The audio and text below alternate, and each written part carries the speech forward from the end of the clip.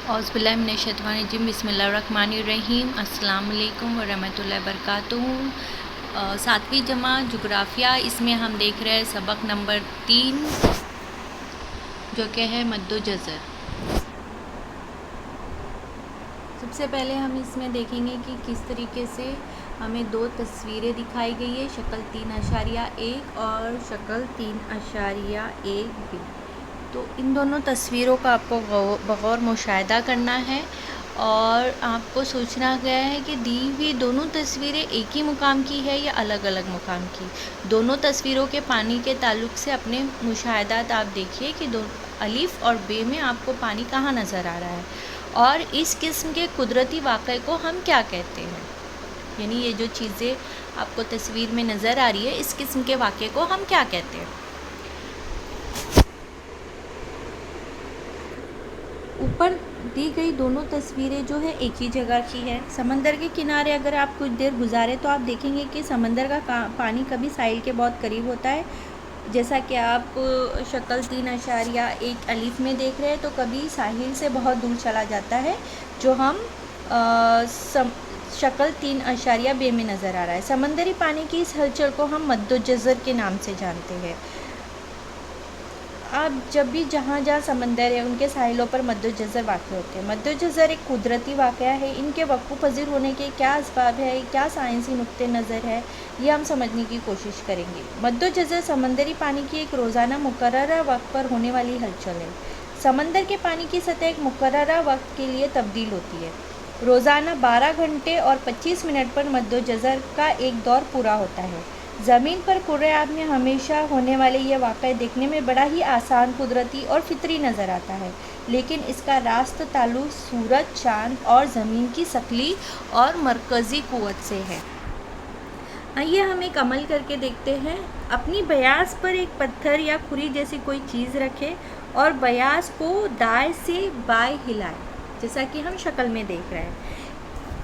एक कड़ी वाले डब्बे में पानी लीजिए। कड़ी के पकड़ के डब्बे को खूब ज़ोर से घुमाएं और देखिए क्या होता है।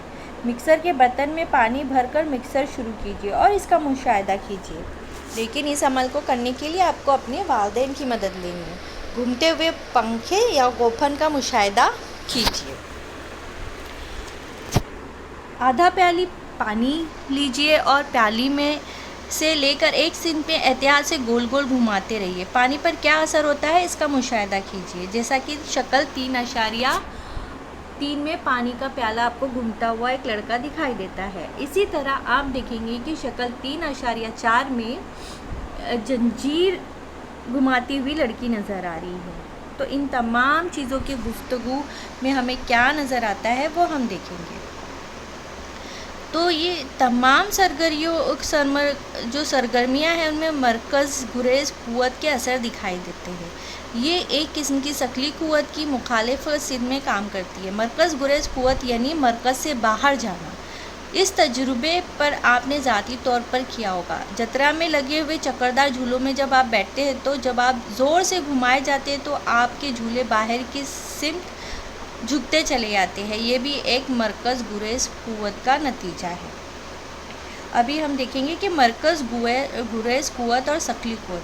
गर्दिश की वजह से ज़मीन एक किस्म की ताकत या तहरीक मिलती है। ये ताकत ज़मीन के मरकज़ के मुखालिफ सिर में काम करती है। इसे मरकज़ गुरेज़ क़ुव्वत कहते हैं। जैसा कि आप देख रहे हो कि ये शक्ल 3.5 में आपको दिखाई दे रहा है। ज़मीन पर मौजूद कोई भी शय इसकी क़ुव्वत की वजह से ज़मीन के इतराफ़ मौजूद खला में फेंकी जाती है। इसी वक्त ज़मीन के अंदर मौजूद एक दूसरी क़ुव्वत जिसे हम कशिश शक्ल कहते हैं, ये ज़मीन के मरकज़ की जानिब अमल करती है। ये क़ुव्वत मरकज़ गुरेज़ क़ुव्वत के मुकाबले कई गुना ज़्यादा होती है। इसकी वजह से सतह ज़मीन पर मौजूद कोई भी शय अपनी जगह पर कायम रहती है। यानी हमें पता है कि ज़मीन अपने महवर के गिर्द गर्दिश कर रही है, लेकिन हम देख रहे हैं कि हम ज़मीन पर चल रहे हैं, हम गिर नहीं रहे। तो ये भी जो है क़ुव्वत शकली क़ुव्वत की वजह से होती है। दरअसल उमूल की वजह से समंदर में मद्दो जज़र वाक़ होते हैं। अब हम देखेंगे मद्दो जज़र क्यों वाक़ होते हैं। चाँद सूरज की शकली क़ुव्वत की तरह ज़मीन भी शकली क़ुव्वत होती है। ज़मीन का सूरज के गिर्द घूमना चाँद का बिलवास्त सूरज के गिर्द घूमना, महवरी गर्दिश की वजह से ज़मीन में पैदा होने वाली मरकज़ गुरेज़ क़ुव्वत। जैसा कि आप शक्ल 3.6 में मद्दोजज़र वाक़ होने का जो अमल है वो देख सकते हैं। सूरज के मुकाबले में चाँद ज़मीन से बहुत ज़्यादा करीब है, इसलिए चाँद की शक्ली क़ुव्वत सूरज की शक्ली क़ुव्वत के मुकाबले में ज़मीन पर ज़्यादा असरअंदाज होती है। चाँद, सूरज और ज़मीन के बाहमी तफ़ाउली हालत की बिना पर मद्दोजज़र वाक़ होते हैं। ज़मीन के जिस मुकाम पर मद्द या जज़र आते हैं उसके ठीक मुखालिफ मुकाम पर इसी वक्त मद और जज़र वक़ू पज़ीर होते हैं। ये ज़मीन की मरकज़ गुरेज़ क़ुव्वत का नतीजा है। जैसा कि आप शक्ल 3.6 में देख रहे हैं, जिस वक्त 0 दर्जा तुलुल बलद पर मद आता है, जैसे कि आप देख रहे हैं मद आता है, उसी वक्त मुखालिफ सिमत यानी 180 तुलुल बलद पर भी मद आता है। यानी आप देख रहे हैं यहाँ पे मद आएगा तो यहाँ पर भी मद आएगा, लेकिन जज़र यानी तुलुल बलद से ज़ाविया कायमा बनाने वाले तुलुल बलद पर अगर मद 0 दर्जे और 180 तुलुल बलद पर आते तो जज़र किन किन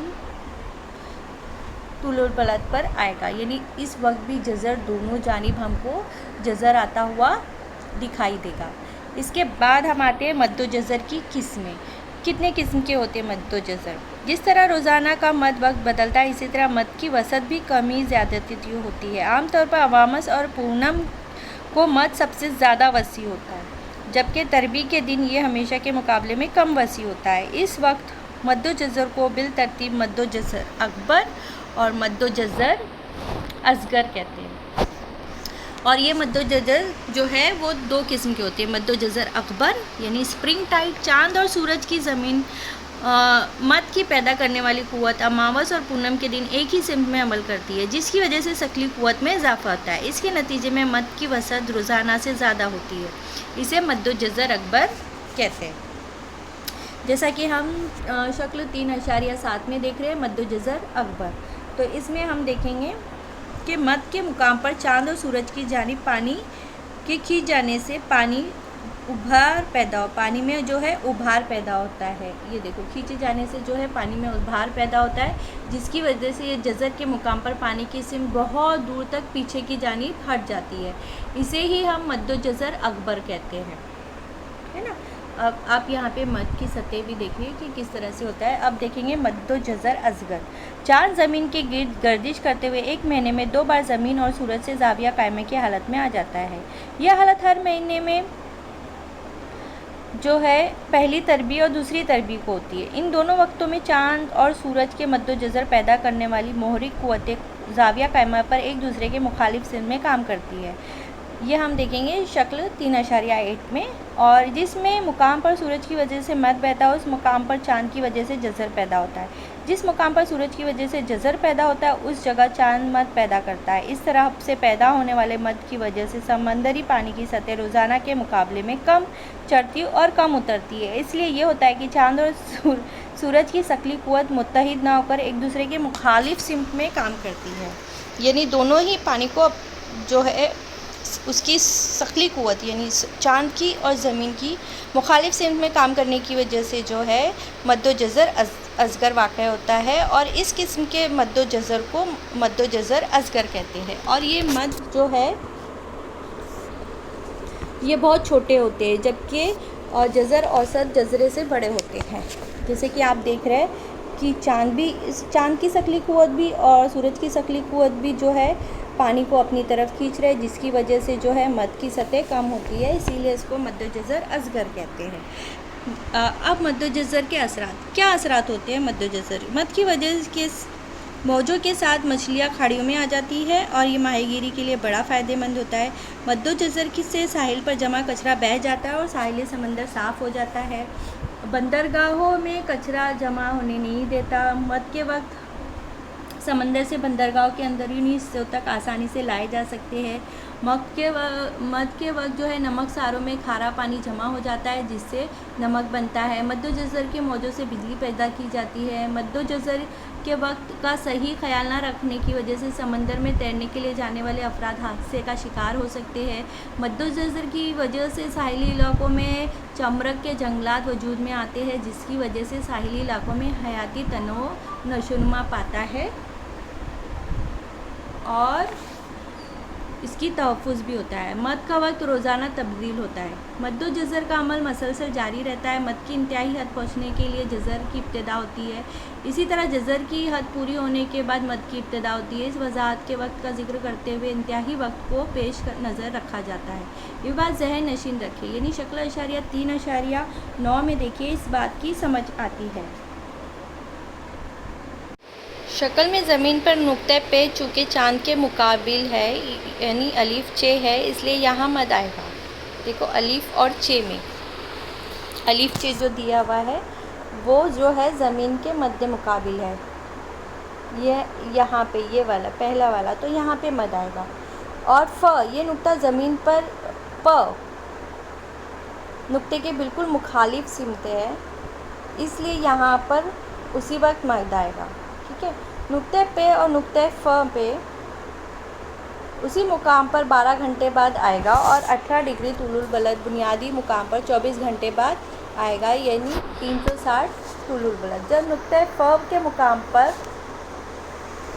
हम देखेंगे कि वहाँ पे मद नहीं होगा, क्योंकि वहाँ 12 घंटे चाँद अपने मदार पर थोड़ा सा आगे चला जाएगा। उसी वक्त 12 घंटे 25 मिनट के बाद नुक्ते फे पर चाँद के मुकाबले में आएगा और वहाँ मद वाक़ होगा और नुक्ते पे या फे पे के मुखालिफ सिमत में होगा। इसी तरह हम दोबारा तकरीबन 12 घंटे 25 मिनट पर नुक्ते पे अलिफ चाँद के मुकाबिल में होगा और चे 3 आ जाएगा और वहाँ दूसरा मरतबा मद आएगा।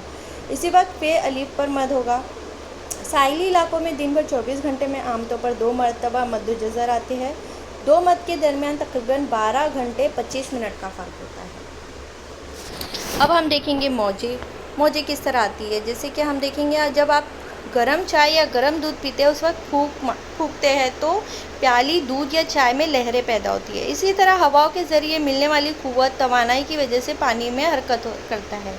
समंदरी पानी हवाओं की वजह से ही आगे की जानिब खसकता है और इससे पानी में लहरें पैदा होती है। इन्हीं लहरों को हम मौजें कहते हैं। मौजों की वजह से समंदर का पानी ऊपर नीचे और कभी आगे पीछे होता है। ये मौजें अपने अंदर मौजूद तवानाई को साहिल तक ले आती है और साहिल उथले हिस्से से टकराकर दोबारा फैल जाती है। समंदर की सतह पर छोटी बड़ी मौजें मसलसल मौजज़न रहती है। मौजों की तश्कील भी एक कुदरती और मुकर्ररा वाक़या है, जैसे कि आप शक्ल 3.10 में देख सकते हैं। मौजों की बनावट हवाओं की वजह से समंदर का पानी ऊपर उठ जाता है और इसके करीब एक नशीबी हिस्सा तैयार होता है। मौजों के बुलंद हिस्से को फराज और निचले हिस्से को नशीब कहते हैं। एक ही सिमत में तेज़ रफ्तार से बहने वाली हवाओं से बुलंद मौजें तैयार होती है। नशेब व फराज का उमूमी फासला मौज की बुलंदी कहलाता है, जब 2 नशेब या 2 फराज का उफ़क़ी फासला मौज की लहराई की लंबाई कहलाता है। मौजों की बुलंदी या लंबाई और रफ्तार का इन्हिसार हवाओं की रफ्तार पर होता है, जो हम शक्ल 3.11 में देख सकते हैं। मौजों की रफ्तार जब हम साहिल या किसी ऊंची जगह खड़े होकर समंदर की जानिब नज़र डालते हैं तो हमें समंदर की मौजें साहिल की जानिब आती दिखाई देती है। तैरने वाले कोई शय अगर दूर समंदर में फेंक दी जाए तो वो शय मौजों के साथ वही ऊपर नीचे हरकत करती हुई दिखाई देती है, वो साहिल तक नहीं आती। इससे ये ज़ाहिर होता है कि मौजों का पानी आगे नहीं आता। इस बात को ज़हन नशीन रखिए कि यहाँ मौजों का पानी नहीं बहता, बल्कि पानी में पैदा होने वाली तवानाई की तरसील होती है। मौजों के पैदा होने वाली ख़ास सबब हवाएं है, लेकिन कभी कभी समंदरी फ़र्श के नीचे होने वाले ज़लज़ले, समंदरी फ़र्श पर फटने वाले आतिशफ़िशा की वजह से भी समंदर में मौजें पैदा होती है। इसी मौजों की बुलंदी उथले साहिली इलाकों पर बहुत ज़्यादा होती है। ये मौजें नहायती तबाहकुन होते हैं। इनकी वजह से बड़े पैमाने पर जानी और माली नुकसान होता है। इन तबाहकुन मौजों को सुनामी कहते हैं। साल 2004 में जज़ायर सुमात्रा और इंडोनेशिया के करीब आए समंदरी ज़लज़ले की वजह से बहुत बुलंद सुनामी मौजें पैदा हुई थी। इन मौजों की ज़द में भारत का मशरक़ी साहिल और श्रीलंका भी आए थे। मौजों की वजह से समंदरों में दूर तक चले गए साहिली हिस्से की झीझ होती है, जबकि बहरों की वजह से महफूज समंदरी हिस्सों में रेत की इस्तेमाकारी के सबब रेतीले साहिल तैयार होते हैं। इसी तरह हम अगले सबक में हम पढ़ेंगे हवाओं का दबाव।